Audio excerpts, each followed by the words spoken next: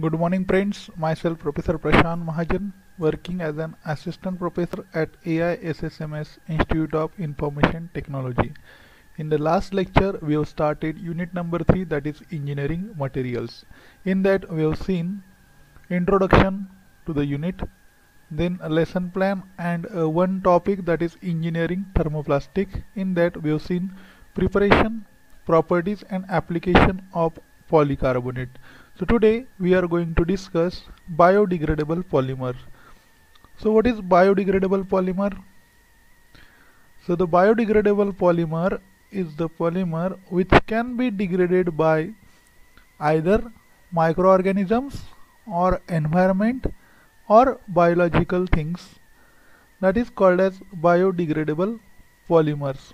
So what is biodegradation? You can see it is the process which is done by biological systems, usually bacteria and fungi, wherein a polymer chain is broken into small pieces via enzymatic activity. That is called as biodegradable polymers. So why that concept arise? Because as we know that polyethylene, polystyrene, polycarbonate, polyacetylene, that shows high resistance to the chemical or microbial attack, so it is non-biodegradable. That means it is not going to degrade. If we keep that material for several years, it will remain as it is. That means that is going to create pollution, as if you want to decompose that material or degrade that material, you can do it by either thermally or chemically or mechanically.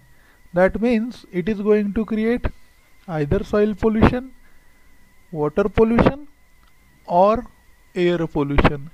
That means synthetic polymers and plastics are non-biodegradable, and natural polymers, biopolymers, are biodegradable. Okay, so due to that synthetic polymers, the concept biodegradable polymers has arrived or arises. So what are the key factors which are responsible for biodegradation?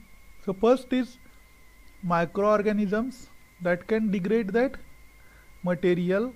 So microorganisms such as bacteria, fungi, and algae, these can break carbon-carbon single bonds. So second factor is environment, that means temperature, moisture, salt, suitable pH, oxygen, and pressure.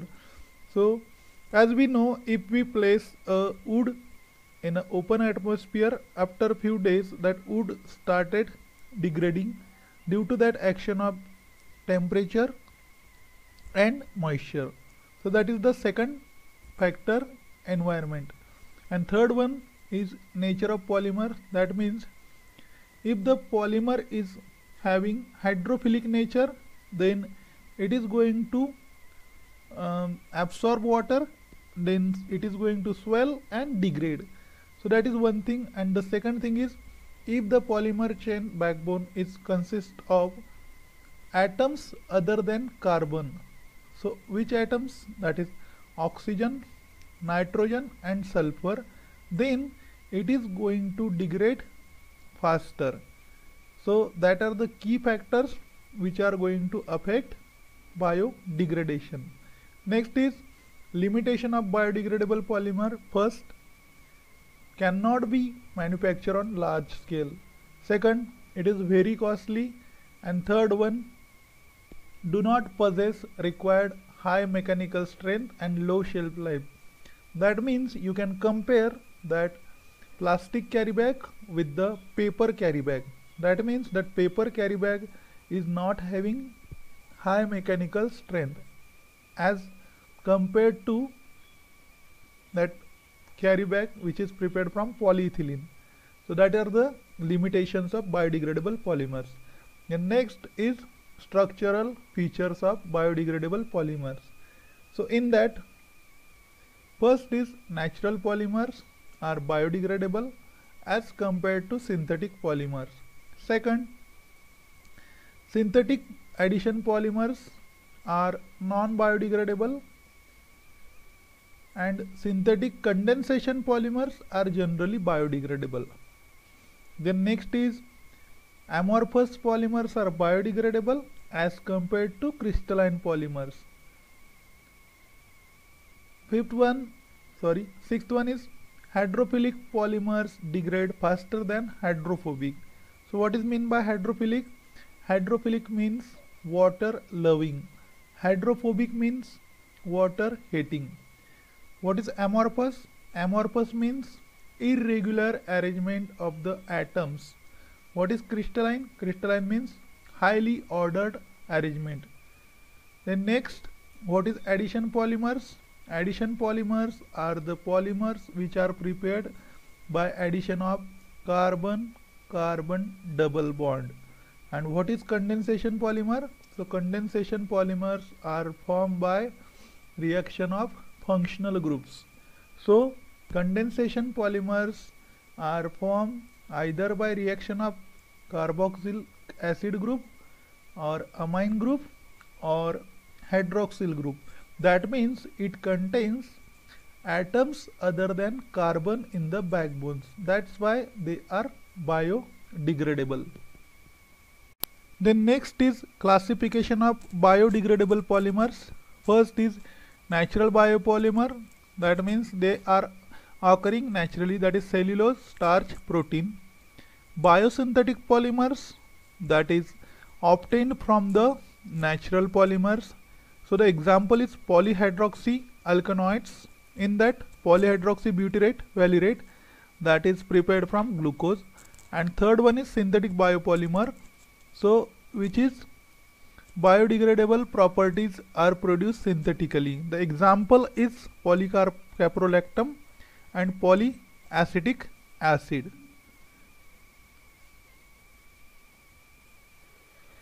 So this is the first example, polyhydroxybutyrate, so which can be prepared by fermentation of glucose using bacteria A. eutropus. It will give polyhydroxybutyrate, and this is the structure of polyhydroxybutyrate. This is the monomer is 3-hydroxybutyric acid. That means 1, 2, 3, 4. 4 means butyric acid, as it is having COH group, so that is acid, and at 3 position there is OH, that means that is 3-hydroxybutyric acid. So what are the properties? You can see it is brittle, highly crystalline, water soluble, non-toxic, relatively resistant to hydrolytic degradation, show good O2 permeability, and rapidly biodegradable, and its melting point is 200 degree Celsius. So that is polyhydroxybutyrate. Next is polyhydroxyvalerate. It is also prepared from glucose by using bacteria A. eutropus as well as P. oleohorans. So you can see the structure. It is valerate, means it is having 5 carbon. So 1, 2, 3, 4, 5. So the monomer of this is 3-hydroxyvaleric acid. So you can say it as a 3-hydroxypentanoic acid as well. So this is the second alkanoid or second biodegradable polymer, and we are going to combine these two. That will give you biopol, which is also called as PHBV, PHBHV, and third name is HBHV. So you can see we are going to use glucose as a starting material. It will produce 3-hydroxybutyric acid and 3-hydroxyvaleric acid, and on the polymerization it will give you biopol polymer. So this is the structure. When you are going to write two structure, one is 3-hydroxybutyric acid, that is here is OH, here is again OH, and 3-hydroxyvaleric acid, that means here is COH and here is OH. So hydrogen from this COOH and OH from attached to this CH is going to combine, and it is going to release H2O, and it will give you the polymer. So as we are going to add one by one, that means first you are going to write butyric acid, then valeric acid, butyric acid, valeric acid, like that. So it is going to form polymer. So biodegradation of PHBV, that means in the there are two types of biodegradation. One is aerobic and second is anaerobic. So aerobic means it is in the presence of air, anaerobic means it is in the absence of air. So as you can see, aerobic, there is the presence of oxygen, so it will give you biological material plus carbon dioxide plus H2O. That means oxygen is present. If oxygen is absent, then it will give you CO2 plus methane plus biological material. So when we are going to use HV to the HB, that means hydroxyvalerate to the hydroxybutyrate, what properties are improved? First, melting point is decreases to 153 degree Celsius. Initially it was 200 degree Celsius. Second, reduction in the crystallinity. Third, increases flexibility and toughness. Then next is increase impact strength and tensile strength. So that properties are going to improve. A few examples, that is polycaprolactam, polylactic acid, polyglycolic acid, polydioxane. So that are the few examples of biodegradable polymers which are prepared synthetically. And next is applications.